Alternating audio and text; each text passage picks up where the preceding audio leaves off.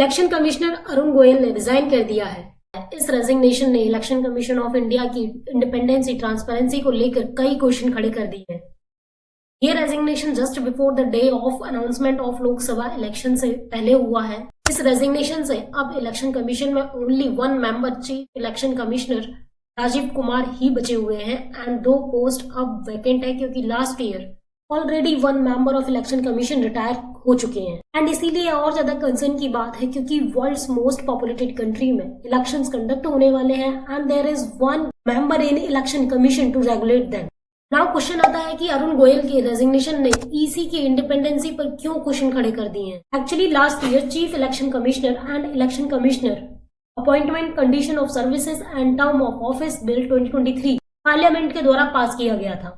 इस बिल ने selection panel of election commission के मेंबर्स को चेंज कर दिया। इस बिल से पहले जो मेंबर हुआ करते थे इलेक्शन कमीशन को अपॉइंट करने के लिए वो थे PM, leader of opposition and chief justice of India. इस बिल के बाद चीफ जस्टिस ऑफ इंडिया को रिप्लेस कर दिया गया था कैबिनेट मिनिस्टर से। इस बिल के इम्प्लीमेंटेशन से सिलेक्शन कमेटी पूरी तरह से गवर्नमेंट के द्वारा डोमिनेटेड है, जो कि इलेक्शन कमीशन की ट्रांसपेरेंसी एंड इंडिपेंडेंसी पर क्वेश्चन रेज करता है।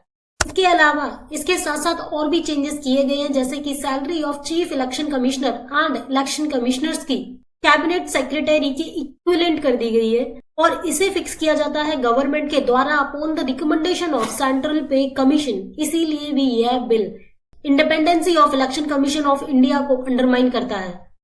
जब कॉन्स्टिट्यूशन बन रहा था तब डॉक्टर भीमराव अंबेडकर जी ने पॉइंट किया था कि election machinery should be out of the control of government, but March 2023 के इस बिल ने गवर्नमेंट इंटरफेरेंस को और ज्यादा बढ़ा दिया है। 2020 में भी अशोक लवासा के द्वारा ऐसा ही रेजिग्नेशन देखने को मिला था। इसीलिए इलेक्शन कमीशन की इंडिपेंडेंसी को लेकर क्वेश्चन उठाए जा रहे हैं। Under article 324 election commission of India एक इंडिपेंडेंट बॉडी है और यह एम्पावर्ड है कि ये free and fair election conduct कर सके।